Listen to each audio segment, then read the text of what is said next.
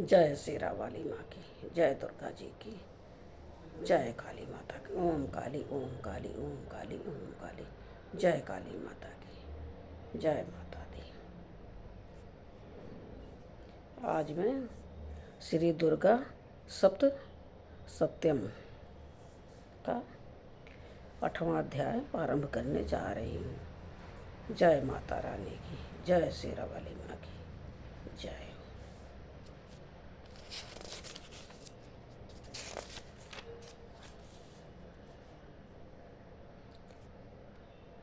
रक्त बीज वध। मैं अणिमा आदि सिद्धमयी किरणों से आवृत भवानी का ध्यान करता हूँ। उनके शरीर का रंग लाल है, नेत्रों में करुणा लहरा रही है तथा हाथों में पास, अंकुश, बाण और धनुष शोभा पाते हैं। ऋषि कहते हैं, चंड और मुंड नामक दैत्यों के मारे जाने पर तथा बहुत सी सेना का संहार हो जाने पर दैत्यों के राजा प्रतापी शुभ के मन में बड़ा क्रोध हुआ और उसने दैत्यों की संपूर्ण सेना को युद्ध के लिए कूच करने की आज्ञा दी।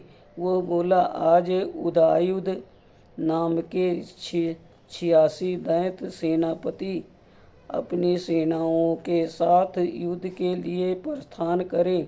कंबू नाम वाले दैत्यों के 84 सेना नायक अपनी वाहिनी से घिरे हुए यात्रा करें। पश्चात 50 कोटि वीर कुल के और 100 धौम्र कुल के असुर सेनापति मेरी आज्ञा से सेना सहित कूच करें। कालक, दौहर्द, मौर और काल किए असुर भी युद्ध के लिए तैयार हो मेरी आज्ञा से तुरंत प्रस्थान करें। भयानक शासन करने वाला असुरराज शंभु इस प्रकार आज्ञा दें। सहस्त्रों बड़ी बड़ी सेनाओं के साथ युद्ध के लिए प्रस्थित हुआ। उसकी अत्यंत भयंकर सेना आती देख चंडिका ने अपने धनुष की टंकार से पृथ्वी और आकाश के बीच का भाग गुंजा दिया। राजन, तदंतर देवी के सिंह ने भी बड़े जोर जोर से दहाड़ना आरंभ किया। फिर अंबिका ने घंटे के शब्द उस ध्वनि को और भी बढ़ा दिया। धनुष की टंकार, सिंह की दहाड़ और घंटे की ध्वनि से संपूर्ण दिशाएं गूंज उठी। उस भयानक शब्द से काली ने अपने विकराल मुख को और भी बढ़ा लिया तथा इस प्रकार वह विजयिनी हुई।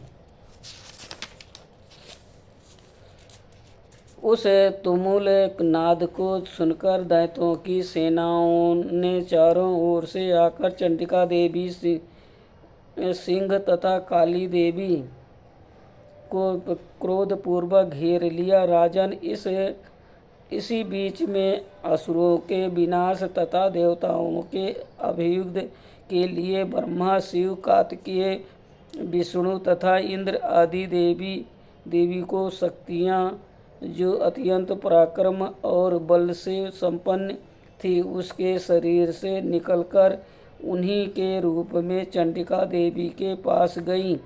जिसका देवता जैसा रूप, जैसी वेशभूषा और जैसा वाहन, ठीक वैसे ही साधनों से संपन्न हो, उसकी शक्ति असुरों युद्ध करने के लिए सबसे पहले हंस युक्त विमान पर बैठी हुई, अक्ष सूत्र और कमंडलू से सुशोभित ब्रह्मा जी की शक्ति उपस्थित हुई, जिसे ब्रह्माणी कहते हैं। महादेव जी की शक्ति वृषभ पर आरूढ़ हो हाथों में श्रेष्ठ त्रिशूल धारण किए, महानाग का कंकड़ पहने, मस्तक में चंद्रशेखर शेखा से विभूषित हो वहां आ पहुंची। कार्तिकेय जी की शक्ति रूपा जगदम्बिका उन्हीं का रूप धारण किए श्रेष्ठ मयूर पर अरूढ़ हो हाथ में शक्ति लिए दैत्यों से युद्ध करने के लिए आई।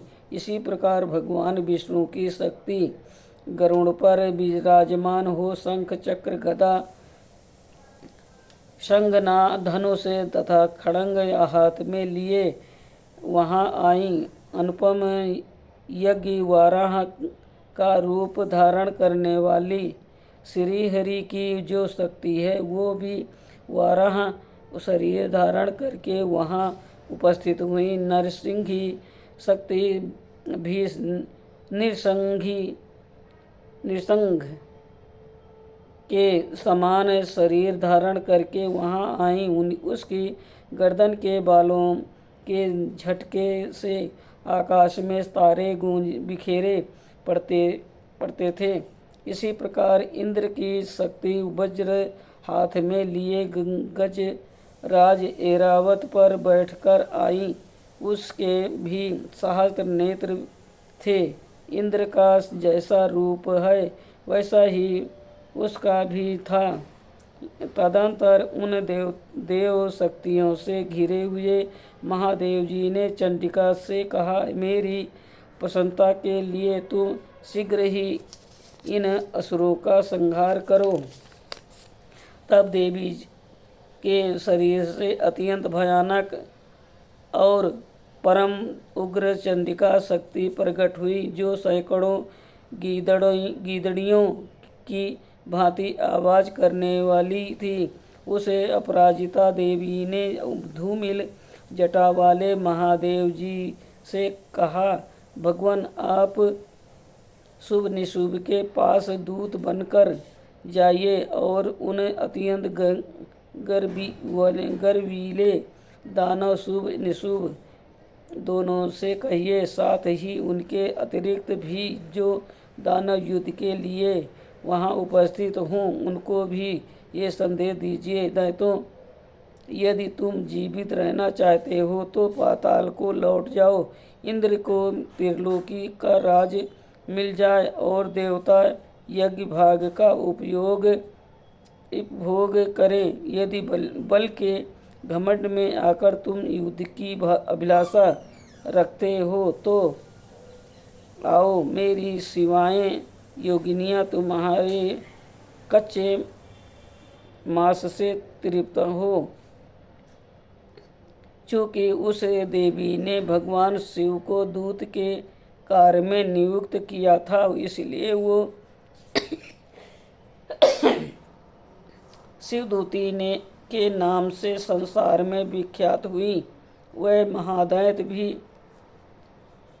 भगवान शिव के मुँह से देवी के वचन सुनकर क्रोध में भर गए और जहाँ कात्यायनी विराजमान थी उसे और बढ़े। तदंतर वह दैत्य अमरस में भरकर पहले ही देवी के ऊपर बाण शक्ति और रिष्टि आदि अस्त्रों की वृष्टि करने लगे। तब देवी ने भी खेल खेल में ही धनुष की टंकार की और उससे छोड़े हुए बड़े बड़े बाणों द्वारा दैत्यों के चलाए हुए बाण शूल शक्ति और फरसों की काट डाला। फिर काली उसके आगे होकर शत्रुओं को शूल के प्रहार से विदीर्ण करने लगी और खटवांग से उनका कचूमर निकालती हुई रणभूमि में विचारने लगी। ब्राह्मणी भी जिस जिस और दौड़ती उसी ओर अपने कमांडलू का जल छिड़क कर शत्रुओं के और पराक्रम को नष्ट कर देती थी। महेश्वरी ने त्रिशूल से तथा वैष्णवी ने चक्र के से और अत्यंत क्रोध में भरी हुई कुमार कार्तिकेय की शक्ति ने शक्ति से दैत्यों का संहार आरंभ किया। इंद्र शक्ति के वज्र प्रहार से विदीर्ण हो सैकड़ों दैत्य दानव रक्त की धारा बहाते हुए पृथ्वी पर सो गए। वराही शक्ति ने कितनों को अपनी थुथुन की मार से नष्ट किया। दो दाढ़ों के अग्रभाग से कितनों की छाती छेद डाली। कितने ही दैत्य उसके चक्र की चोट से विदीर्ण होकर गिर पड़े। नरसिंही भी दूसरे दूसरे महादैत्यों को अपने नाखों से विदीर्ण करके छाती खाती और सिंहनाद से दिशाओं एवं आकाश को गूंजाती हुई युद्ध क्षेत्र में विचारने लगी।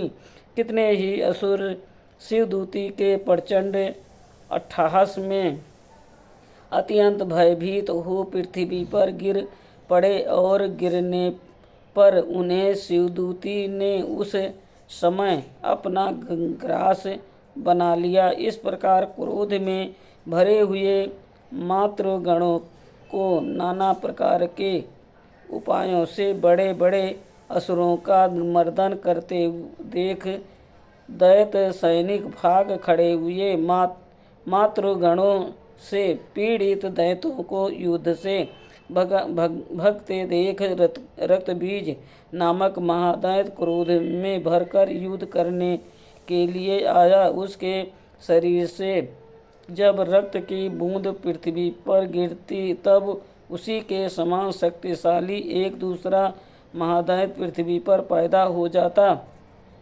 महासूर रक्तबीज हाथों में गदा लेकर इंद्र शक्ति के साथ युद्ध करने लगा। तब इंद्रिणी ने अपने वज्र से रक्तबीज को मारा। वज्र से घायल होने के पर उसके शरीर से बहुत सा रक्त चूने लगा और उसी से उसी के समान तथा पराक्रम वाले योद्धा उत्पन्न होने लगे। उसके शरीर से रक्त की जितनी बूंदें गिरी उतने ही पुरुष उत्पन्न हो गए। वह सब रक्त बीज के समान ही वीरवान बलवान तथा पराक्रमी थे। रक्त से उत्पन्न होने वाले पुरुष भी अत्यंत भयंकर अस्त्र शस्त्रों का प्रहार करते हुए वहाँ मातृगणों के साथ घोर युद्ध करने लगे। पुनः वज्र के प्रहार से जब उसका मस्तक घायल हुआ तब रक्त बहने लगा और उससे हजारों पुरुष उत्पन्न हो गए। वैष्णवी ने युद्ध में रक्त बीज पर चक्र का प्रहार किया तथा एंड्री ने उस दैत्य सेनापति को गदे से चोट पहुंचाई।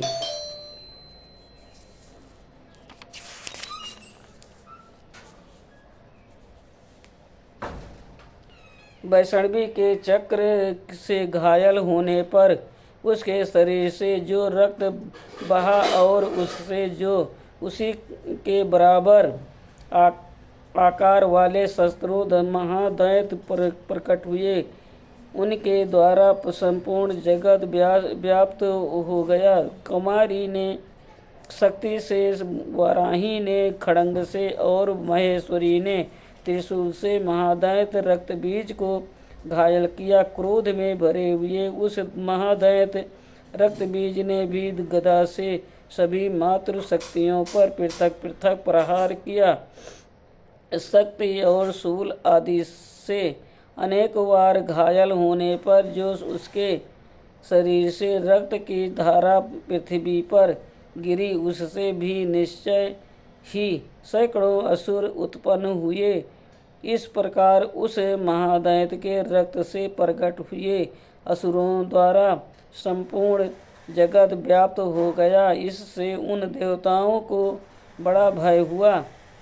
देवताओं को उदास देख चंडिका ने काली से शीघ्रतापूर्वक कहा, चामुंडे, तुम अपना मुख और भी फैलाओ तथा मेरे शस्त्र पात से गिरने वाले रक्त बिंदुओं और उनसे उत्पन्न होने वाले महादैत्यों को तुम अपने इस उतावले मुख से खा जाओ।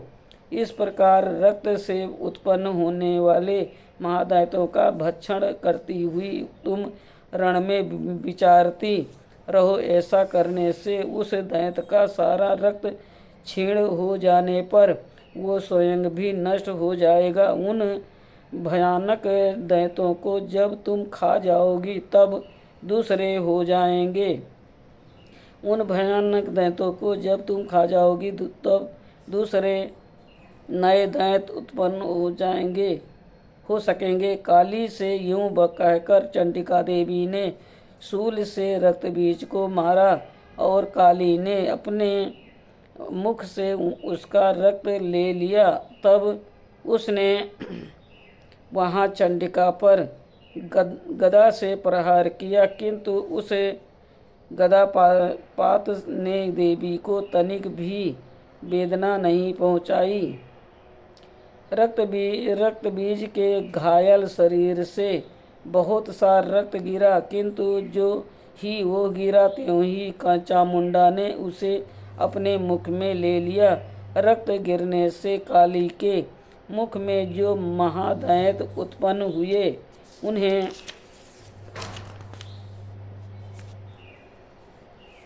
उन्हें भी वो चट कर गई और उसने रक्त बीज का रक्त भी पी लिया।